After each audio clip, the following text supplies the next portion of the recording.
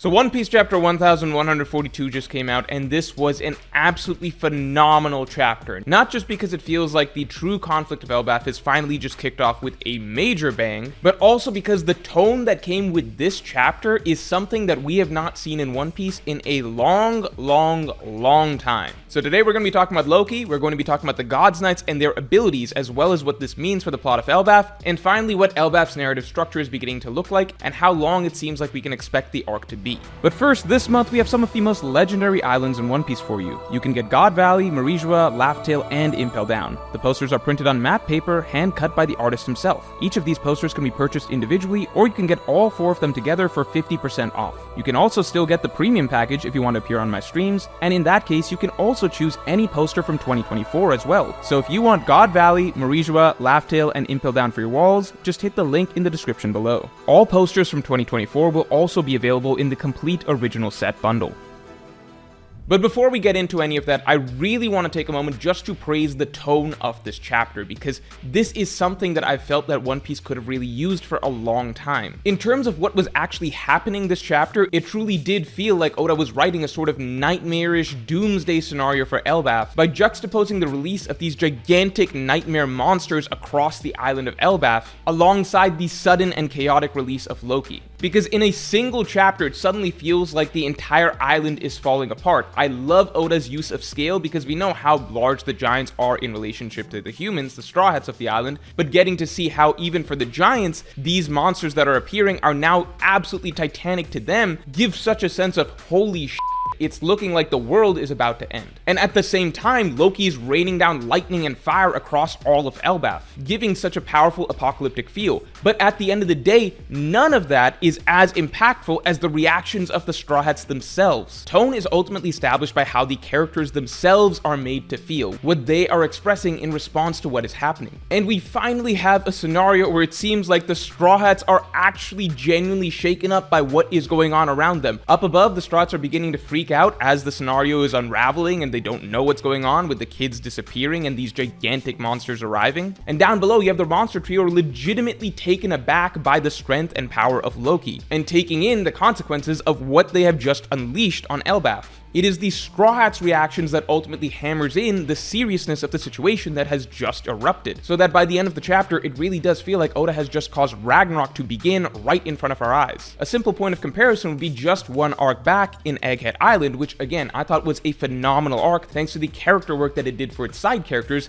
At the same time, tonally, Egghead was always something that the Straw Hats approached with a sense of this isn't that big of a deal. And so you can go back and actually look at a very similar point in time in Egghead, chapter 1089, where Oda's writing about the entire world is shaken up by the flooding and the release of that ancient weapon that just took place, and the atmosphere seems very serious, and Oda's setting up for all of these marines and the Gorosei to arrive at the island, and this gigantic fleet, this entire Buster Call headed to Egghead to eliminate the Straw Hats, and then we cut to the Straw Hats who are basically just chilling and are completely fine, happy, and totally nonplussed by the situation. Now in Egghead, that sort of writing was intentional. Oda wanted to portray the Straw Hats as a sort of shining beacon of light amidst all of the darkness that seems to be sweeping across the world. At the same time, that set the tone for a climax where the Straw Hats were generally not really fazed by anything that happened. One of the reasons that a lot of readers after Egghead said that the Gorosei were underwhelming was largely because it ultimately felt like the Gorosei didn't actually pose any sort of threat to the Straw Hats, because the Straw Hats never really acted that concerned about them. The Straw Hats are very clearly concerned about this situation that we're getting in Elbaf just 16 chapters in. So I have very high hopes that this will be an arc that is very personally affecting for the Straw Hat crew and really begins to hammer in the stakes of the final saga. Now beyond that, talking about Loki. So one of the interesting things that's being brought up in this arc is, obviously Loki claiming that he's the sun god, and in this chapter you have kids talking about what's more fearsome, Loki or Nika. It seems like there's something that Oda is teasing about Loki that I'm going to be breaking down in far greater detail in next Tuesday's video, so watch out for that.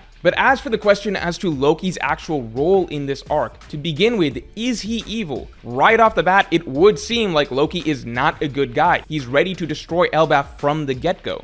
But at the same time, a lot of signs point to there being more to Loki's story than Oda is letting on. The simple fact that Loki grew up befriending the same animals that Luffy did. The simple fact that Loki has a friend that he speaks to on the Den Mushi who talks about how Loki is secretly hiding a kind heart underneath that tough exterior. The fact that Oda went out of his way to show how honorable and noble trouble Loki was in the face of the Gods Knight's recruitment, and the fact that Oda's hiding so much of the mystery surrounding what actually happened during King Harold's death. So there's definitely something more to Loki and Loki's story, but in this moment, Oda has to deliver on exactly what he built up for Loki for a long time, which is that when Loki is released, he is going to bring havoc upon the world. So I imagine for the next few chapters, or this stint of the story, Loki is very much going to look like a villain. As to whether or not that tells us his full character, that is something that we have to wait for till the end. But I would definitely encourage you to watch my latest video specifically about Loki and the same type of character type that we've actually been seeing over the course of the story for a long time, which could give you some insight as to the direction that Loki's character is likely to go. But one of the biggest takeaways from Loki from this chapter is just how powerful he is. Because what's interesting is that from the very beginning, it was established that Luffy could sense Loki's aura and it was giving him goosebumps. So right off the bat, that tells us just on his own, Loki has incredible haki, something extremely notable even to someone like Luffy. On top of that, he's got an ore-sized body, so he's got ridiculous stats to back up world-class haki. And we were hyped up about some legendary devil fruit that he's eaten. But now on top of all this, we've realized that his hammer alone, just his weapon,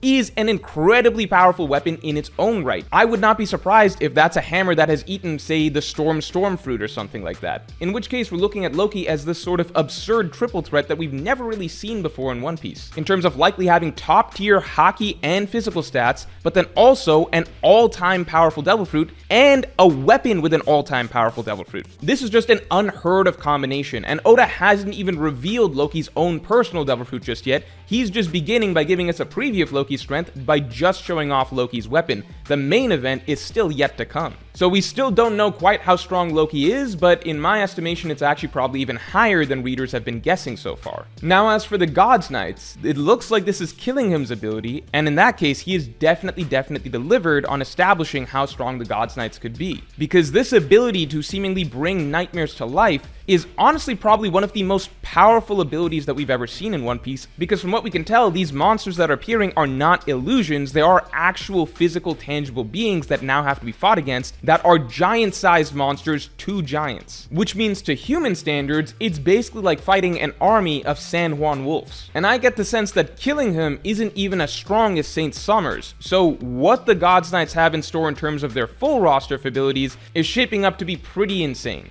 This also sets up a potential storyline of facing fears, right? So we know that Usopp is very important to the Elbaf storyline. He wants to become a brave warrior of the sea. This is the land where he wants to establish himself as a brave warrior of the sea. A storyline where you have to go up against a villain who can manifest your biggest fears. That is basically a match made in heaven for Usopp, and reflects Oda having really thought a lot about how to craft this as the perfect arc for Usopp, let alone the potential for having a lot of the other Strats undergo some character development by potentially having to face some of their fears. And finally, this brings us to the general plot of Elbaf. So, there are two options for the current scenario that is playing out. One, this could really be the primary conflict of Elbaf that has just kicked off, and from now till the end of the arc, we are going to be dealing with this. Think of it like basically like once the Buster Call essentially arrived at Egghead, we have now actually begun that phase of the story, and we are essentially entering the big extended climax that is going to play out for the rest of the arc. On the other hand, this might just be a sort of opening battle after this plays out, potentially with the Gods Knights actually getting away with some of their plans.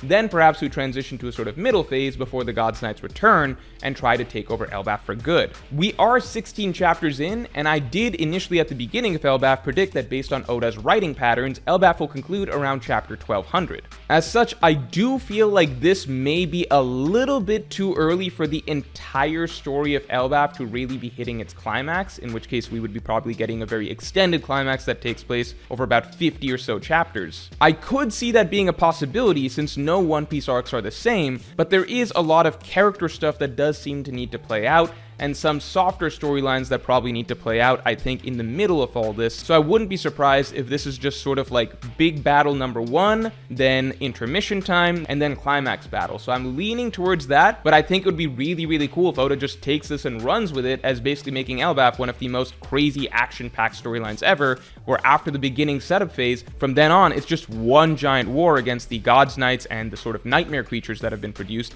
as well as Loki being in there as well, playing his own role. So just again, I want to praise Oda as much as possible for even this far in the story, even in the final saga where you would think that so many things have been set up for so long, he's still finding ways to make arcs extremely unpredictable. And this, I think, has been my favorite chapter of Elbaf so far, maybe outside of the mural chapter, but that's because, you know, that just gave us so much juicy stuff to theorize about. Storytelling-wise, this has probably been the most dramatic and exciting chapter of Elbaf so far, and really one of the most exciting and dramatic chapters in recent memory. So I am extremely excited for chapter 1143. We gotta wait 2 weeks, and with that, watch out for my video talking about what Loki's fruit likely is next Tuesday, and I will talk to you all later.